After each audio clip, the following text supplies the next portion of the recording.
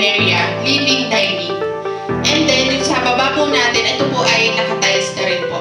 Ang ating, tawag dito, ground. Sa taas naman po is finished vinyl.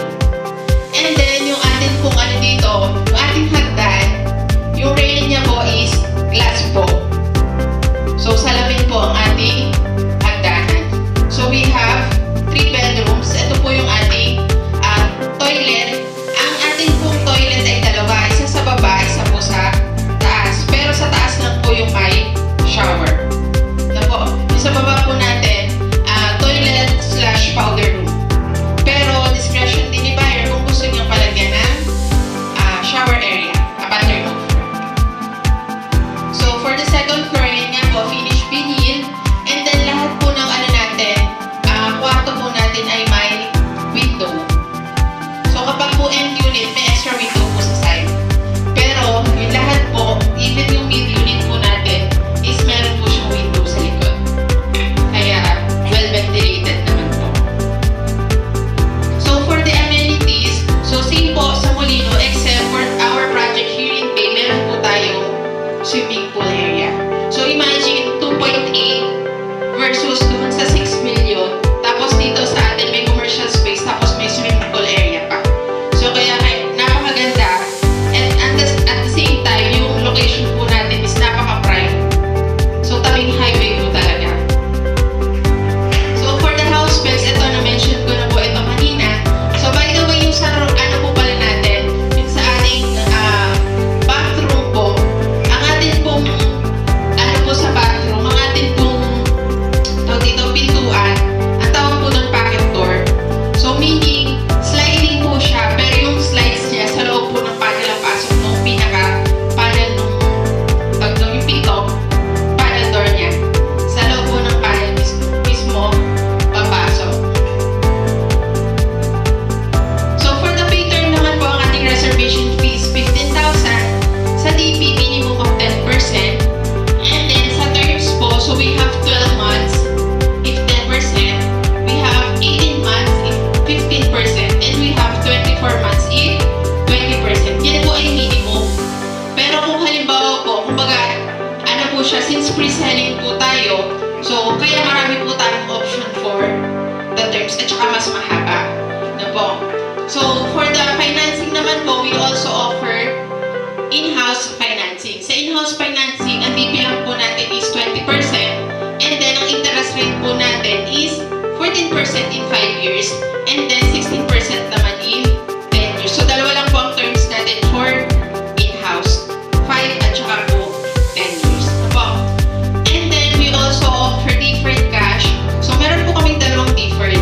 So yung isa po deferred in 24, meaning kung magkano yung DCP, ilaless lang po yung reservation fee, and yung matitira po, yun na po ang i-divide into 12. So zero interest. Pero kapag ang preferred nila 26 months, meron lang po itong corresponding na 8% na interest charge. Pero ang laking difference pa rin niya compare sa in-house financing. So yun nga lang, kay in-house financing, pwede kasi siya up to 5 years. Kay deferred up to 3 years na. Ano po? Yung spot cash natin, spot DP or spot cash, actually dito nakalagay is 10%, pero yan po ay subject for revision pa.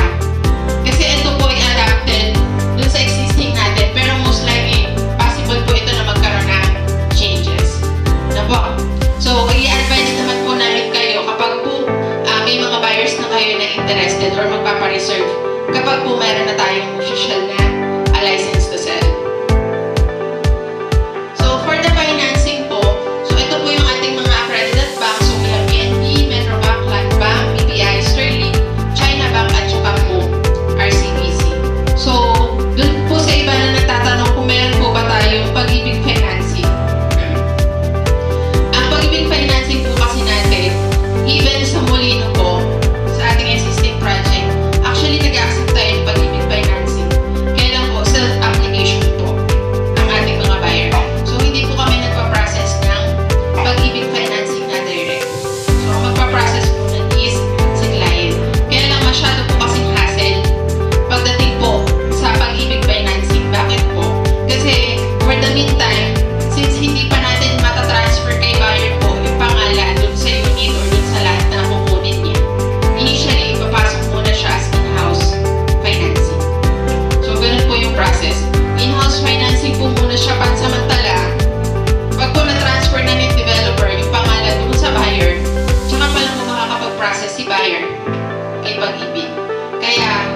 hassle.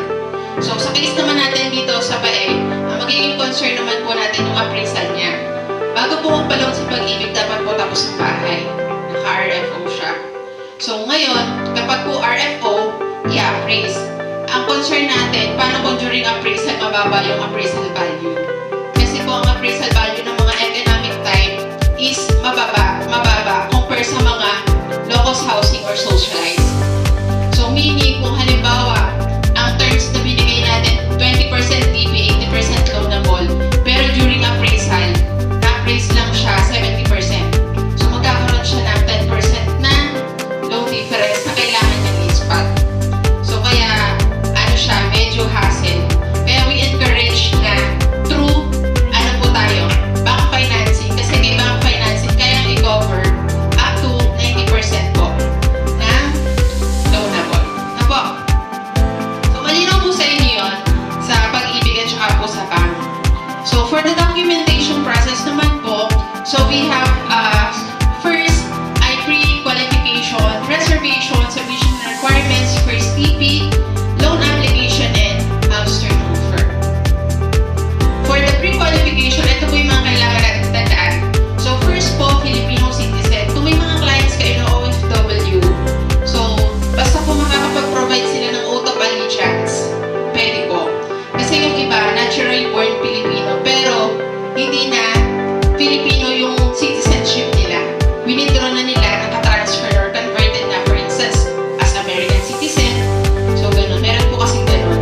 So, pag po ganun, kahit naturally born Filipino, hindi na po natin sila pwedeng mabentahan ng bahay. Otherwise, ipapangalan nila sa kapatid or kung kanino man na Filipino citizen. Na po. Second, syempre, dapat po sufficient income. So, dapat po pasok po dun sa ating income requirement. So, next po, qualified age. Sa atin, ang qualifying age para po maka-avail ng bahay is 18. Ngayon po, kung may buyer kayo, kasi may mga bata pa na kaya nang mag-provide or malaki na kumita. So, kapag po ang buyer nyo may capacity na bumili na ng bahay kasi malaki yung binikita nila, pero ang edad po ay 18 years old. Kapag po cash nila bibilhin, pwede po. Pero kapag po through financing, dapat at least po ay 21 years old. So, yun po kasi yung requirement, di ba, for credibility purposes. Kasi kailangan ma-build muna nila yung credibility nila bago sila offer ni bank. No po. And then, no marital issue, no criminal record, qualified co-buyer, and AIF. So, sa co-buyer natin, pwede po up to 3. Pero immediate. For instance, ako po, married, immediate ko, at saka immediate ng asawa ko, pwede po. Hanggang 3. Pero ito po ang ano natin, kailangan i-take note. Pag po sa co-buyer po natin, pag po married po ang co-buyer, kung sino po yung mas mataas yung income. Like for instance, ang co-buyer natin is married. So, dalawa silang may trabaho. So, mangyayari combined income sila. Kapag yung combined income nila mas mataas sa akin as principal buyer, magsuswitch po kami. So, magiging principal buyer po yung mag-asawa.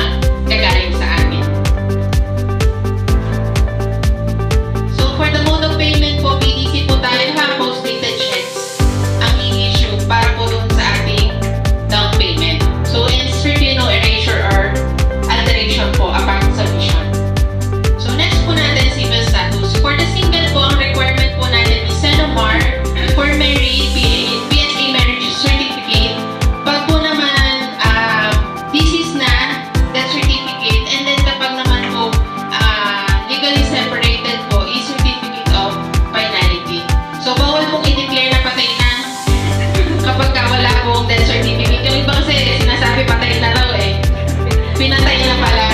So, bawal din po yung kasulatan sa barangay, sa munisipyo. So, dapat po ay certificate of finality na galing po mismo sa korte. So, yun po ang ating i-represent. Tapos kung may magtatanong, yung pong intent to marry, kasi po, yung income niya, kapag combine sila ng partner niya, pero may interest naman sila na magpakasal in the future, so nag-accept po tayo ng intent to marry. Kaya lang po, ang concern natin sa intent to marry, if I'm not mistaken, nasa around 4 months lang ata ang expiration niya. So after nun, dapat ay parehistro na nila or makapagpakasal sila. So what if hindi na what if hindi natuloy yung kasal, pero tinanggap natin yung intent to marry? So ang mangyayari po dun sa client natin, papasok siya sa in-house. Kasi hindi po natin siya mapaprocess sa bank. Kasi automatically ay ma-decline dahil yung income niya po is not sufficient or hindi po sapat. So malinaw po sa inyo.